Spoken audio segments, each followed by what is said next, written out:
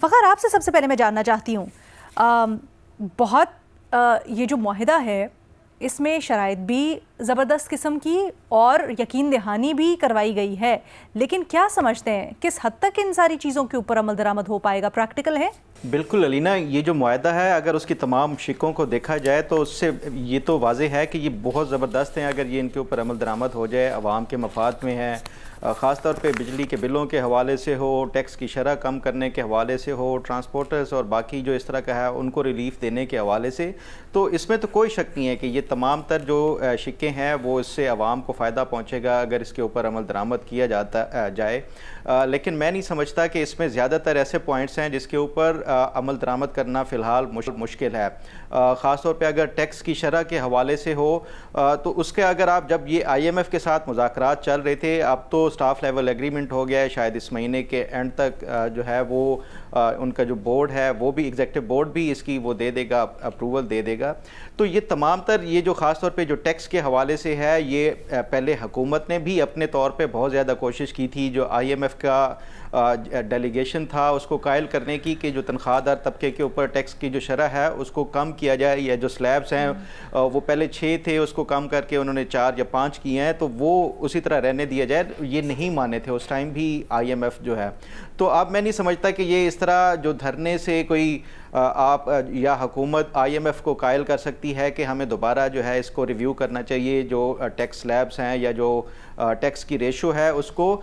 दूसरी जो है इसमें फिर IPPs के हवाले से है, तो IPPs के हवाले से भी आपकी जो इंटरनेशनल ये बाइंडिंग होती है, ये अगर आप तोड़ते हैं, जो खिलाफ वर्जी करते हैं, मुआहदों से बाहर निकल जाते हैं, तो फिर वही इंटरनेशनल कोर्ट ऑफ जस्टिस वाला मामला आ जाता है।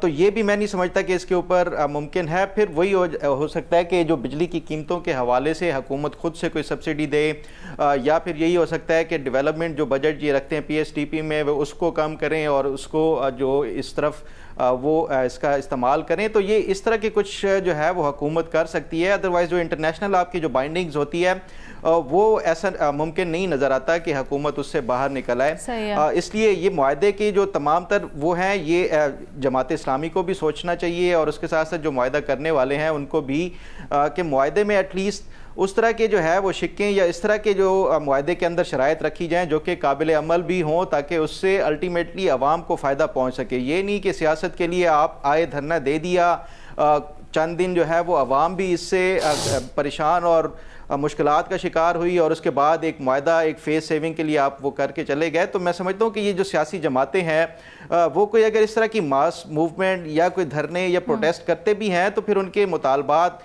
और जो शराइत होनी चाहिए वो भी अवामी जो आप उनके मसाइल हैं उनको मद्देनजर रखते हुए। इससे हासिल क्या हुआ जमात इस्लामी को? कुछ हासिल भी हुआ या नहीं?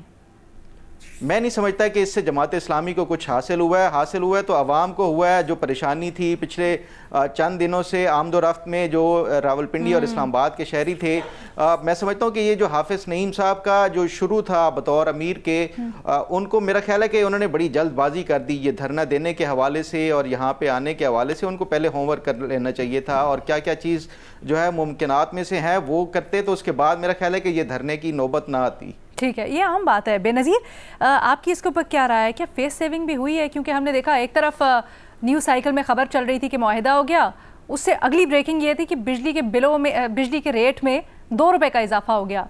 तो फिर कहाँ कम, कौन सा मुआहिदा? ये तो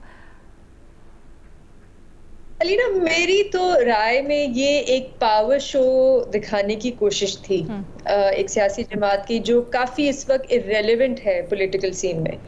अभी हाफिज़ नईम साहब जो हैं अभी मेरे ख्याल से अप्रैल में इलेक्ट हुए थे अमीर, और उसके बाद से शायद एक तासुर था जमात में कि हम ऐसा ना हो कि हम एक शहर की सियासी जमात बन के रह जाएंगे। सिर्फ जमात इस्लामी कराची की एक सियासी जमात है, तो कुछ नेशनल लेवल पे करना ज़रूरी है।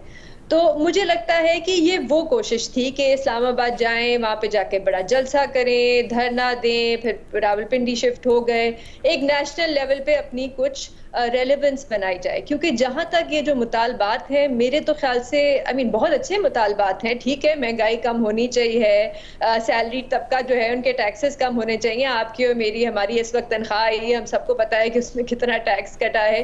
बिजली के बिल कम होने चाहिए, हुकूमत को अपने एक्सपेंसेस कम करने चाहिए, एग्रीकल्चर इनकम पे टैक्स लगना चाहिए। बहुत अच्छे मुतालबात हैं, लेकिन क्या ये हो सकते हैं?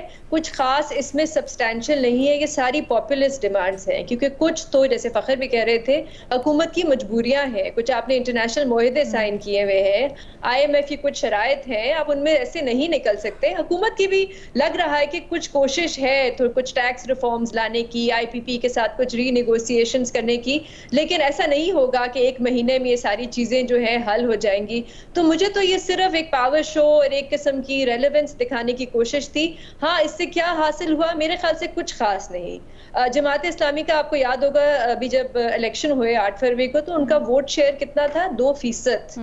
और इस वक्त उन्होंने एक अवामी डिमांड्स रखी, जो अवाम की मुश्किलात है वो उन्होंने रखी सब हुकूमत के सामने। तो उनको तो बहुत ज़्यादा सपोर्ट मिलनी चाहिए थी, अवाम को भी आना चाहिए था, दूसरी सियासी जमातों को भी आना चाहिए था उनके धरने पे। लेकिन हमने देखा कि ऐसा कुछ खास ट्रांसलेट हुआ नहीं, वो सपोर्ट वो जनरेट कर नहीं सके। तो बस मेरे ख्याल से 14 दिन का धरना था और एक पावर शो था, वो उन्होंने दिखाया और वापस ले गए। कुछ खास सब्सटेंशियल मेरा नहीं ख्याल है कि गेन किया है।